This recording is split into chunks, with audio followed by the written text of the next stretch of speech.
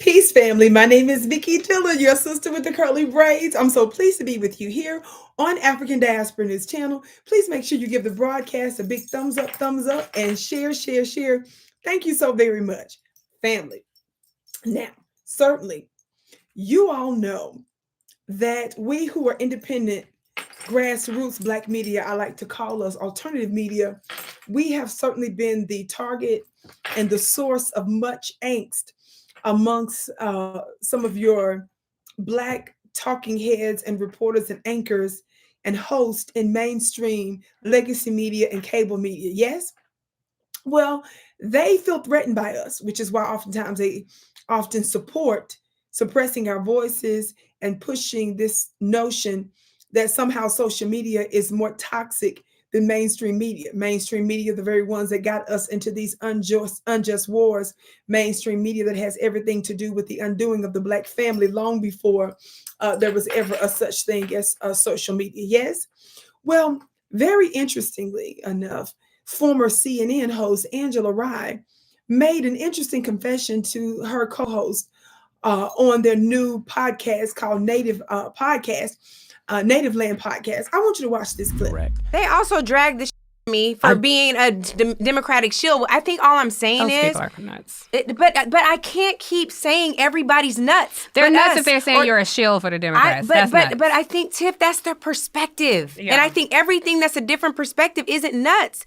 Like sometimes when people are so hurt and damaged, they go and do the other extreme thing, and it is not okay, and it's not cool, but it doesn't just happen politically. And I think it is irresponsible. Like, fine, you guys didn't like the video. Cool.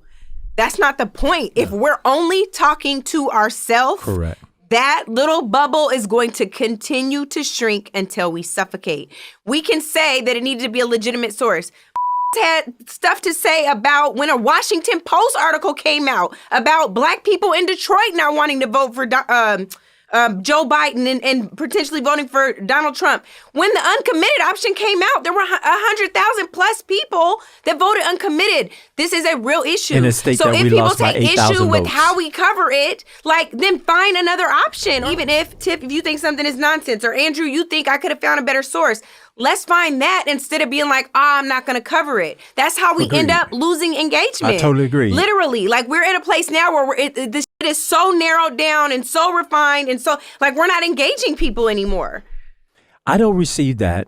It's true. Look at the numbers. Did you hear what she said right there? She broke down and said basically that the numbers bear out that we're not watching them. Now, family, certainly in media, you understand that there's always fluctuations. Sometimes it has to do with your voice being intentionally suppressed by the powers that be. And sometimes it just has to do with the natural order of things, fluctuation of viewership. We're not talking about those particular things in this case.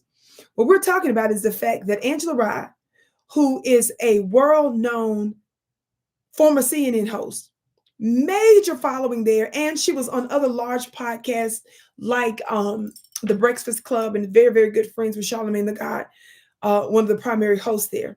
Then you have Tiffany Cross, who is a well-known MSNBC host. She was fired as well. She was let go. Angela Rye was let go of CNN.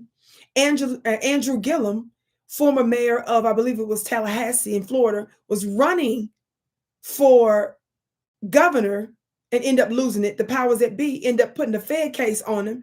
And the Democrats really didn't come to his aid, even though he was this alleged budding Democrat darling. He got himself caught up in a situation with a couple of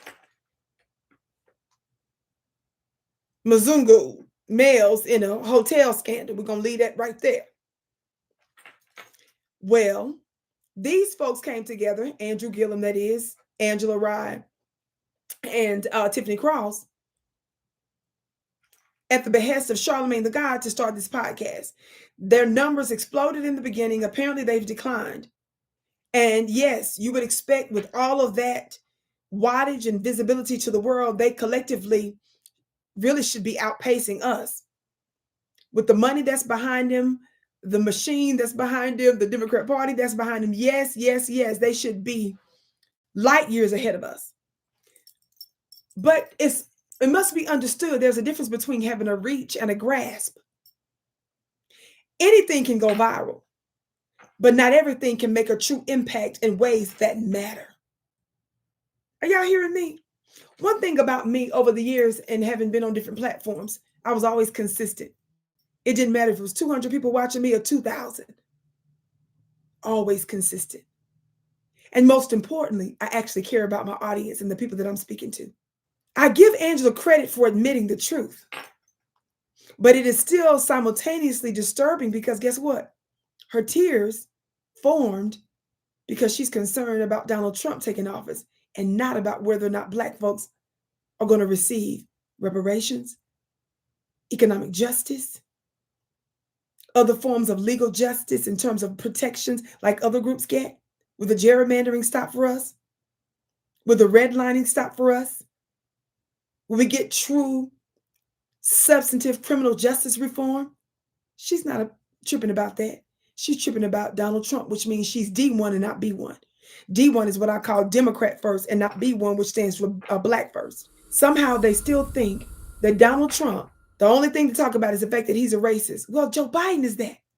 Joe Biden was the mastermind behind the 94 crime that's responsible for destroying at least 2 generations of Black folks since Jim Crow. Joe Biden has equally said public things that were anti-Black and racist. Most recently when he said that America is doomed in part because of Black folks and because the Europeans in the United States are going to be the minority by 2040. They let all that go. Yes, Trump is outrageous and certainly a suspected white supremacist. But the fact that they can't admit the same about Joe Biden shows us that they don't care that he's not pushing substantive Black policies. They just want a friendly white supremacist in office. And that is still a problem for us. I can't wait to hear what you have to say about it. Be sure to comment below. Beloved, also be sure to share the broadcast and download our app here at African Diaspora News Channel. Yes, we essentially have a whole nother platform. Be sure to download the app. I think you're going to love it. And also, beloved, be sure to check out my channel at VickiDillard.tv. That's VICKI Dillard.tv, VickiDillard.tv. I can't wait to see you again.